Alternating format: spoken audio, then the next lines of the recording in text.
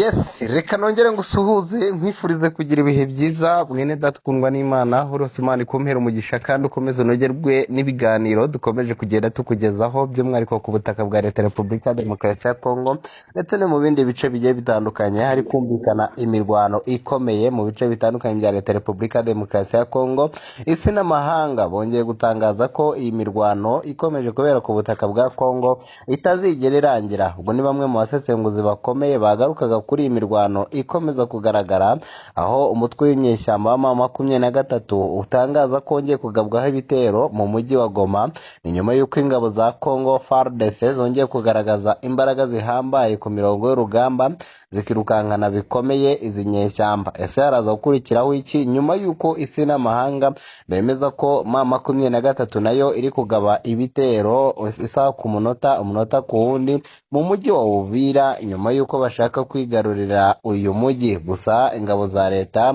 zikababera ibamba, ahubwo zikabasubiza inyuma kugeza ubwo zibagabyeho ibitero nk'uko amakuru adushikaho abyemeza. Umujyi wa Goma wongeye kugabwamo ibitero na drone zikomeye z'ingabo za leta. Ni nyuma y'uko M23 yatangaje urupfu rw'amwe mu bayobozi bakomeye abenshi bari bazi kwitwa General Sultan Makenga, nawe yabaguye mu gitero gikomeye cyongeye kugabwa mu mujyi wa Goma nyuma y'ubwoba bwinshi. Abakurikiranira hafi iby'urugendo rukomeye rwa General Sultan Makenga wakoreye urugendo mu mujyi wa Goma ku munsi w'ejo washize, aho yari agiye kuganira namwe mu baturage, bikavuga ko ngo yaba yakozwemo ndetse igisirikare cya FARDC kigatangaza ko baba bamaze kumuhitana nk'uko amakuru adushikaho abyemeza. Turagenda tubigarukaho ndetse M23 yemeye ku mugaragaro ko abasirikare hafi ya bose bayo bamaze kwerekeza mu marembo y'umujyi wa Uvira. Gusa inatangaza urupfu rw'amwe mu bayobozi bakomeye babo batatu biciwe mu marembo y'umujyi wa Uvira nyuma yo kugaba igitero. Ese harimo General Sultan Makenga? Benshi bavuga ko General Sultan Makenga umwe mu bakomeje kugenda babikwa inshuro nyinshi ku bitero n'ubundi bikomeza kugaragara mu mujyi wa Uvira ndetse na Minembwe. Hongeye kumvikana imirwano ikomeye ndetse no gusiga igitutu gikomeye ku bayobozi ba M23. Benshi bavuga ko ambushi zikomeje kugenda zihitana bamwe mu basirikare b'izi nyeshyamba z'umutwe wa M23 mu rukundo rwinshi nk'uko musanzwe mubitwereka. Ndagira ngo nyaboneka mukande like nyinshi cyane, like nyinshi twuzuye byibura like 700 ndetse mukore sabone nibwo bwa mbere ugeze kuri iyi channel, wibuke n'akazogera ka mbere kugira ngo ujye ubana natwe ndetse usharinga ikiganiro cyacu kigere kure mu banyamakuru ndetse n'ahandi mu magurupu uherereye. Nyemerera rero ku murongo wa telefone nakire mugenzi wanjye yamaze kuhagera atubwire mu by'ukuri ibitero aka kanya tuvugana byongeye kugabwa mu marembo y'umujyi wa Goma mu ntara y'Amajyaruguru. Wese ibi ngibi biraza gushyira iki cyangwa se biraza kugaragaza ihe shusho y'imirwano ikomeje kugaragara mbere ko twerekeza mu bindi bice bitandukanye birimo Minembwe naho bakomeje kumvikana urusaku rw'imbuna nini ndetse n'intoya, ndetse we no muri Uvira ndetse na Vizi n'ahandi hatandukanye. Bwana munyamakuru nongere nkwakire. Yego urakoze cyane Yego ngira ngo rero muri kanya tuvugana imirwano yongeye gusubukura. Ndakubwiza ukuri ko ibintu bikomeje kugenda bigorana bwana munyamakuru mu mujyi wa Goma. Reka mpere mu mujyi wa Goma kuko abantu benshi ngira ngo uyu munsi bwana munyamakuru babonye agashya katangaje, kuko mu mujyi wa Goma guhera saa 11 za mu gitondo nta muntu n'umwe wari ukiri mu nzu zabo, kuko indege za drone ndetse imirwano yarahinduye isura. Imirwano ikomeje kugenda ifata indi ntera. Ngira ngo bwana munyamakuru twese ngira ngo nanjye niho nari mperereye mu mujyi wa Goma, uvuye mu muhanda wa Sake werekeza mu mujyi wa Goma. Muri ako gace habereye imirwano ndetse umujyi wa Goma hagabwa ibitero bye bigamije n'ubundi kwica General Sultan Makenga ndetse n'abambari be. Iyi mirwano rero bwana munyamakuru ngira ngo mu rukerera yari imirwano yashyiraga haba ingabo za M23 ndetse n'abaturage benshi bakomeje kugenda bahunga, kuko n'aka kanya tuvugana imirwano yakomeje kuba imirwano. Aka kanya tuvugana ibikorwa by'ubucuruzi ntabwo biri gukorwa nk'uko byari bisanzwe. imirwano iri kuhabera rero bwana munyamakuru hagiye hagaragara amabombe ndakubwiza ukuri ko twese twasohotse mu nzu zacu kuko iyi mirwano ari kuhabera nta muntu n'umwe kuko wicaraga uzi ko isaha ku isaha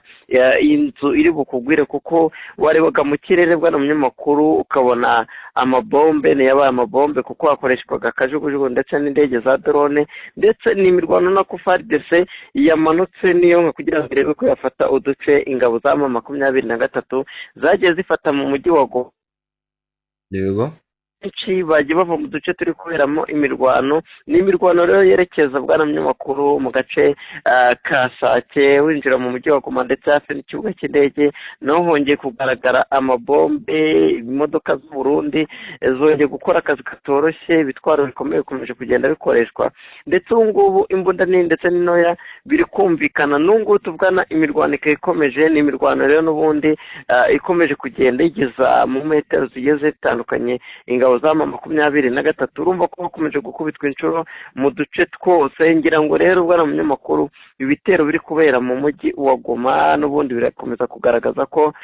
ingabo za M23 ziri butsindwe n'urugamba kuko ngo tuvugana bwana munyamakuru inzu zasenywe amabutike yatwitswe ndetse n'inzu z'abayobozi bakomeye ba M23 ngira murabizi neza ko baba mu mujyi wa Goma harimo Joseph Kabila naho mugira ngo murabizi neza ko nyuma yo kugaragaza ko afatanya n'izi ngabo za M23 urugo rwe nawe ruri mu kaga ngira ngo ubwo tuvugana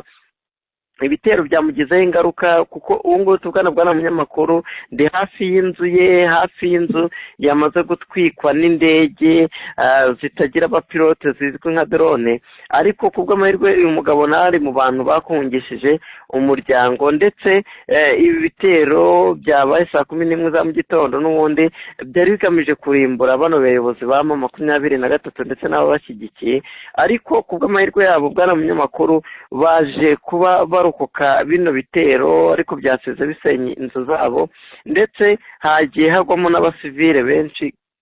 bagiye bagwa muri bino bitero simusiga ko byari bitero byinshi indege zari nyinshi ndetse byari zigamije n'undi kwica abayobozi ba M23 ndetse banagezeho kuko bamaze kuba bahirika inzu ya Joseph Kabila inzu ya Wiringoma ndetse n'ahandi inzu ya Wiringoma rero amaze kuyatabaruka nawe yaje kuraswa urumva ko rero bwana munyamakuru n'ubundi ibitero byasiga n'ubundi ngabo za M23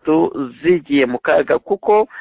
nungubu ahabera ibitero nungubu imbunda nini n'intoya biracyumvikana ku ruhande rw'abacanshuro bongeye kugaragara nimo ndabareba ingabo za M23 rero bwana munyamakuru abanyarwanda n'ubundi twagiye tuvugana ku murongo wa telefone baherereye ku mupaka wa Rubavu n'ubundi bakomeje kugenda nabo banangaje ko ibitero bimwe na bimwe biri kuva mu mujyi wa Goma hafi y'ikibuga cy'indege n'ubundi biri kugenda bigwa mu gihugu cy'u Rwanda hafi ku nkengero y'umupaka urumva ko rero bwana munyamakuru n'ubundi n'imirwano n'ubundi ikomeje gushyira habi ibihugu bigiye bitandukanye bikikije Repubulika Demokarasi ya Kongo murabizi neza ko Burundi nabwo mu minsi yatambutse mu butaka ko ibitero shuma biri kugabwa biturutse mu nkengero z'umujyi wa Uvira n'ubundi biri gusiga n'ubundi bigezo cyane cyane mu gihugu cy'u Burundi urumva ko rero imirwano iri kubera muri Repubulika Demokarasi ya Kongo mu bice bigiye bitandukanye yaba hano mu mujyi wa Goma ndetse n'ahandi n'ubundi biri gushyira habi ingabo za M23 kuko ziri kure bworoshye bwa munyamakuru kuko ubu ngubu tuvugana ngira ngo imirwano ntago igifite imbaraga nyinshi cyane cyane mu mujyi wa Goma hari kumvikana imbunda za FARDC ingabo za M23 zo zikomeje guta intwaro hasi zikiruka ndetse benshi bavuga ko bwana munyamakuru bakomeje guhungira hafi y'ikibuga cy'indege urumva ko rero n'ubundi bakomeje kuva mu muhanda wa Sake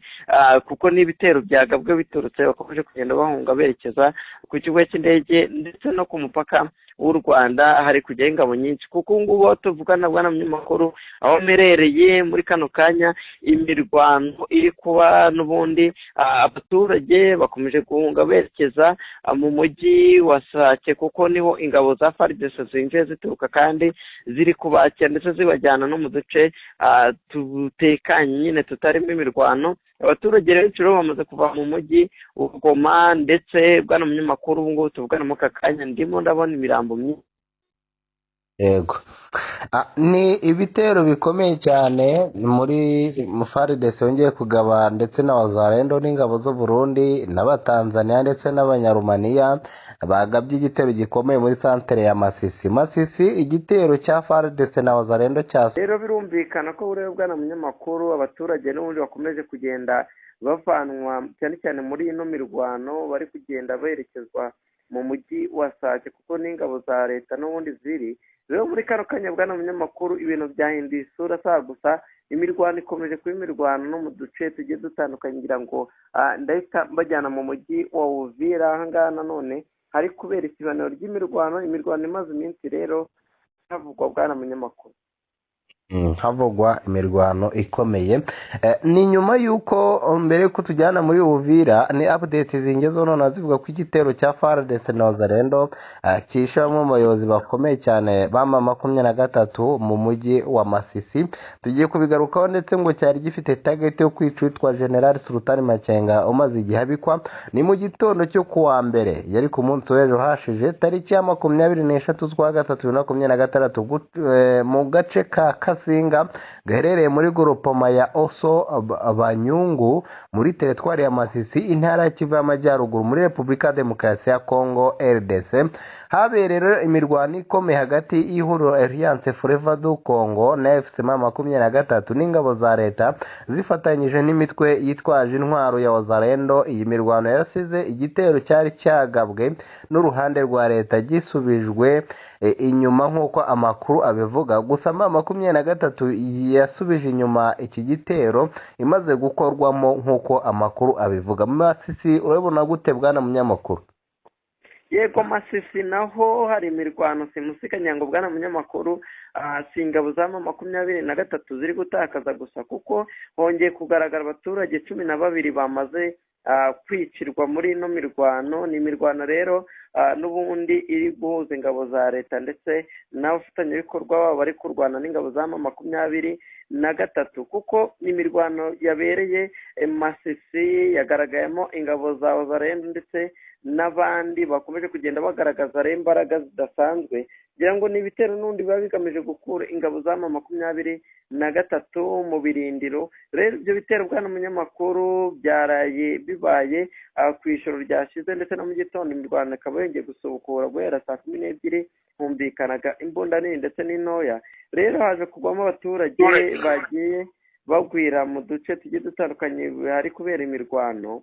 ngira ngo wowe bwana munyamakuru muri kano kanya tuvugana harabarurwa inzu zigera muri enye zamaze kuba ziraswa n'ingabo za M23 zakuwe mu mujyi wa Masisi ariko zikaza kurasa amabombe yaje gutana abaturage ariko muri aka kanya abaturage benshi bakomeje guhumurizwa n'ingabo za leta kuko muri aka kanya tuvugana imbunda nini ndetse n'abiri kumvikana ariko ingabo za M23 zakuwe muri bino bice n'ibice rero n'ubundi byagiye bigaragaramo imirwano ahangaha hagiye hakorerwa inama zigiye zitandukanye n'ingabo za M23 izi nama rero n'ubundi zigamije kuba bagaba ibitero mu duce ducukurwamo amabuye y'agaciro ndetse n'ahandi ngira ngo ingabo za FARDC zaje kubirabukwa zigaba ibitero bigiye bitandukanye mu duce twarimo abayobozi bizi ngabo n'ubundi za M23 indege za drone zaje kubarasaho bamwe barapfa abandi bwana munyamakuru barakomereka bikomeye kuko amakuru adushikaho muri aka kanya bwana munyamakuru n'ubundi ibiri kubera mu mujyi wa Masisi muri kano kanya bimeze nk'ibiri kubera mu mujyi wa Uvira kuko mu mujyi wa Uvira naho hari ibitero simusiga buri umwe wese akeneye kuba yamenya ngo ese byifashe bite bwana munyamakuru nyuma y'uko ingabo za M23 zari mu kibaya cya Rusizi ndetse no mu misozi miremire ya Kara hagaragaraga izi ngabo zari zamaze kuva mu bice zarahungiyemo zaragabye ibitero ni ibitero ngo bigamije kugaruza umujyi wa Uvira ariko muri aka kanya nakubwiza ukuri ko mu mujyi wa Uvira umutekano muke wongeye kugaragara ubusahuzi bwongeye kugaragara buri gukorwa n'ingabo za twirwaneho ariko muri kano kanya bwana munyamakuru ingabo za M23 nyuma y'ibikorwa by'urugomo bakomeje kugenda bitwikira ndetse bagasahura abaturage mu mujyi wa Uvira harimo harinjira ndakubwiza ukuri ibitwaro simusiga biturutse Kinshasa bije kuba byafasha ingabo za leta z'u Burundi ndetse n'ingabo zikomeje gukora akazi katoroshye z'abacancuro kugira ngo birukane umutwe wa M23 muri uno mujyi wa Uvira. Ngira ngo mu duce tugiye dutandukanye turi kuberamo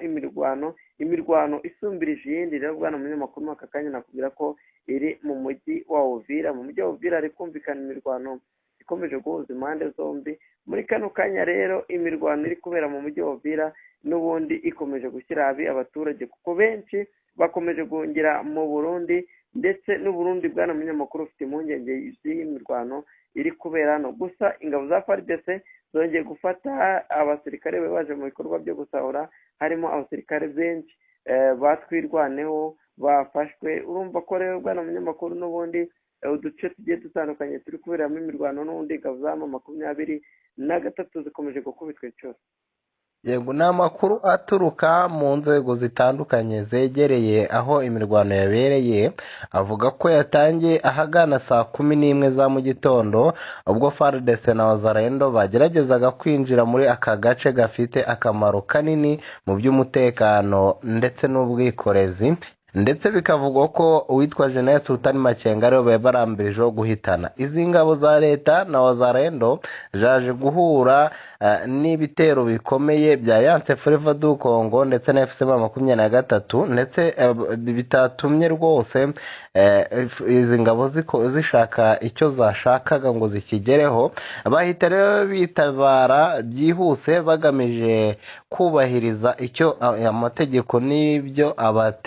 abatera bakurikiza. Ubwo nyine abazi by'urugamba barabizi. Imirwano yamaze amasaha menshi aho impande zombi zakoresheje imbaraga z'umurengera, aho bivugwa ko haturika ibibombe biremereye ndetse bishobora kuba byaguyemo namwe mu bayobozi bakomeye. Amakuru akomeza avuga ko habayeho ibikorwa bya gisirikare byateguwe neza na FCM 23 byatumye yongera kwisubiza no gushimangira ubuyobozi bwuzuye mu gace ka Kasinga. Ibi byatumye rero isubiza inyuma ku buryo bugaragara ingabo za FARDC na Wazalendo. Gusa ibyo ntibivuze ko Wazalendo icyo bashakaga batakigezeho, kuko bivugwa ko target zare zibazanye muri Masisi ari ukumanza kurangiza abagabo bakomeye cyane, dore ko bivugwa ko bari bafite n'amakuru ko uwitwa General Sultan Makenga yarari mu nama. Gusa kugeza ubu umutekano uracyari muke kuko ibikorwa by'ubugizi bwa nabi n'imirwano bikomeje kugaragara mu bice bitandukanye by'akarere ka Masisi. Abaturage bakomeje kuba mu bwoba, aho benshi bahura n'ingaruka z'iyi mirwano zirimo guhunga ingo zabo, kubura ibibatunga ndetse no kubura ubuzima bwabo. Amateka y'akarere ka Masisi n'intara ya Kivu y'Amajyaruguru muri rusange agaragaza ko ari hamwe mu hantu hamaze igihe kinini harangwa umutekano muke bitewe nihoraho ihuza imirwano ihoraho ihuza impande zombi yaba iza leta na M23. Ibi kandi byongeraho inyungu zitandukanye zishingiye ku mutungo kamere mwinshi uboneka muri aka gace. Bikaba rero bimwe mu bituma amakimbirane akomeza gufata indi ntera. Uku gusubizwa inyuma kw'igitero cya FARDC na Wazalendo muri Kazinga ni indi ntambwe igaragaza ubukana bw'imirwano, ariko ntibikuraho impungenge z'uko umutekano ushobora kongera kuzamba mu gihe cya vuba, cyane cyane ko impande zihanganye zikomeje kongera imbaraga no gushaka kwigarurira ibice bifite akamaro kanini, kandi impande zombi ziracyakomeje kurebana ayingwe nk'uko amakuru adushikaho abivuga. Ni nyuma y'uko ibingibi nabyo bigenda bikagaragaza igitutu gikomeye iyi mirwano ikomeje kugaragaraho, aho rero abasirikare hafi ya bose ku ruhande rwa M23 habarurwa abasirikare bagera kuri 85 bamaze kwicirwa muri iki gitero. Gusa turacyakusanya amakuru tumenye ko M23 ibyo yatangaje ari ukuri, kuko ivuga ko yashubije inyuma iki gitero, ariko nanone ikemeza ko hari abasirikare bayo biciwe muri ibi bitero. Gusa uwitwa Patrick Muyaya yatangaje ko baza kureba uko batangaza amakuru y'ibitero n'abahitanwe. Yatubwiye ko ari gukoresha ibishoboka byose kugira ngo baze gutanga ubuhamya ndetse n'ibigiye gukorwa kugira ngo batangaze, kuko abanyamakuru bamubazaga ati ese uwitwa General Sultan Makenga tuhora twumva ko yapfuye, turajya duhe ukuri kuri ibi nabyo agira icyo abivugaho. Byose turagenda tubigarukaho twibaza tuti ese ni igiki kigiye gukorwa kugira ngo aba bagabo batangazwa nabo bashyirweho akadomo. Niyo mpamvu rero twagerageje kwitabaza mugenzi wacu. Aka kanya bwana munyamakuru twavuga ko imirwano mu mujyi wa Uvira ariho akenshi bisa naho imirwano igiye gufata indi ntera, kuko uyu mutwe wa M23 usa n'uwakomeje gushuka isi n'amahanga kugiye kuva mu mujyi wa Goma ukerekeza muri Uvira. Muri aka kanya rero Uvira abantu benshi bakeneye kumenya mu by'ukuri Uvira ni iyihe shusho iriyo, ese Uvira aka kanya abaturage impumeko yari ni iyihe? Yego bwana munyamakuru, ngira ngo mu mujyi wa Uvira akomeje kugenda hagabwa ibitero bya hato na hato. Ngira ngo uyu ni umunsi wa gatatu imirwano yarafashe indi ntera nyuma y'uko byakomeje kugenda bivugwa ko bamanekwa M23 binjiye mu mujyi wa Uvira, ariko muri kano kanya aba bamaneko barafashwe biragaragara. Nyango murabizi rero muri aka kanya imirwano iri kubera mu mujyi wa Uvira bwana munyamakuru, ingabo za leta zikomeje akazi katoroshye nk'uko nakomeje kubivuga, ndetse n'ingabo z'u Burundi zikomeje kubyitwaramo neza. Uyu ni umujyi rero uvuze byinshi ku ruhande rw'ingabo za M23, ndetse bakaba barawufashe nk'umurwa mukuru w'agahugu kabo bari barishyiriye, reka tuvuge gutyo, kuko bari barihaye ubutaka ndetse bavuga ko ubu butaka bagiye kuba bashinga leta yabo. Rero uyu mujyi wa Uvira kuwutakaza ku ruhande rwabo ni umujyi ugaragaramo ubutunzi bwinshi, ni umujyi uvuze byinshi ku ngabo za M23. Ngira ngo murabizi neza ko bafite Goma, bafite n'umujyi wa Uvira, ingabo za M23 ngira ngo nazo zatangiye gucika intege ubwo zamaraga gufata tuno duce. Ngira ngo rero bwana munyamakuru aka kanya mu mujyi wa Uvira ubwoba ni bwinshi mu baturage. Abaturage benshi bakomeje kugira ubwoba, ndetse bamwe batangiye kuva mu byabo kuko iyi mirwano ikomeje kugenda ifata indi ntera. Ngira ngo rero na mirwano yatangiye saa 11 za mu gitondo. Imirwano yatangiye hafi y'ikibaya cya Rusizi berekeza mu mujyi wa Uvira. Habaye ambushi ikomeye bwana munyamakuru, buri umwe wese akeneye kumenya. Habaye ambushi yari igamije gushyira habi ingabo za leta, ariko byaje kuburizwamo kuko ingabo za leta zamaze gushinga ibirindiro ku musozi wa Kara aho zitegeye umujyi wa Uvira. Rero baje kugaba igitero ku ngabo za M23, ndetse bwana munyamakuru hagiyemo n'umuyobozi ukomeye wamaze gupfira muri kino gitero, kuko n'igitero ingabo za M23 zigabye mu mujyi wa Uvira. Imodoka zabo ndakubwiza ukuri zatwitswe mu rwego rwo hejuru. Ngira ngo amavideo nagiye nyafata amwe ndakoherereza, ngira ngo uraza kwereka abakunzi bacu, kuko harimo abasirikare benshi ba M23 bamaze kuba bitaba Imana. Bamwe bacitse amaguru abandi acika amaboko, ndetse urabona ko ari ishusho y'imirwano igaragaza ko n'undi ingabo za M23 zitazigera zitsinda no rupfa, kuko ahantu hose bagerageje kugaba ibitero bari gusanga za FARDC ziri maso. Nubwo bwana munyamakuru ibi bitero bisiga biri kugenda biva mu mujyi wa Uvira ndetse no mu tundi duce Amasisi, Minembwe ndetse n'ahandi, biri kugenda byibasira abaturage, bakomeje kugenda bagwa muri ino mirwano kubera ko ingabo za M23 zisigaye zigaba ibitero ziciye mu bice bituwe n'abaturage. Nyuma ko bafite agahinda kenshi bwana munyamakuru k'ukuntu bazahora muri ino ntambara, ariko ingabo za FARDC zaje gusohora itangazo nyuma y'ibyakozwe cyane cyane ku bitero byagabwe ku ngabo za M23 mu nkengero za Uvira ukirenga ikibaya cya Rusizi. Ahangaha rero bwana munyamakuru haturikijwe imodoka zigera muri enye z'ingabo za M23, harimo imodoka ritwe intwaro ndetse n'abasirikare bagiye batandukanye, ndetse n'intoya yari irimo umuyobozi wari uyoboye batayo yari igabye ibitero mu mujyi wa Uvira. Ariko bwana munyamakuru aka kanya ishusho ihari, ubu bacuruzi ntabwo bari gukora ibikorwa by'ubucuruzi byahagaze, ndetse n'ivomo bwana munyamakuru, hagiye haraswa ibigega by'amazi yo muri Uvira. urumva ko rero n'ubundi ingabo za M23 ikomeje guteza ibibazo bikomeye abaturage bo mu mujyi wa Uvira ndetse no mu tundi duce bwana munyamakuru. yego urumva ko n'ubundi ni za mperuka abenshi bakomeje kugenda bavuga zikomeje kugaragara. Reka gushimire cyane bwana munyamakuru, tuze kongera kugaruka mu zindi update ziraba zigezweho mu minota iri imbere mu bitandukanye biri kubera mu mujyi wa Goma. Yego bwana munyamakuru, ngira ngo mu nkuru zitaha utugiye kwerekeza akomeje kugenda habera ubwicanyi ndetse n'imirwano karundura ikomeje gushyira habi izi ngabo za M23. urugo rwa General Sultani Makenga narwo ubu ngubu tuvugana bwana munyamakuru, ubwo wampamagaraga ku murongo wa telefone havugwaga ko rero hagabwa igitero. urumva ko mu mujyi wa Goma hari guhigwa ingo z'aba bayobozi nyuma y'uko bakomeje kugenda bajya mu kaga. rero ubu ngubu tuvugana nongeye guhita nerekeza kuko haravugwa ko General Sultani Makenga nawe yabaguye muri ibi bitero. urumva ko mu makuru atabwa na munyamakuru ndaza kuba mfite amakuru yimbitse kuko aka kanya bagenzi banjye baramamagaye ko hari igitero kibaye mu mujyi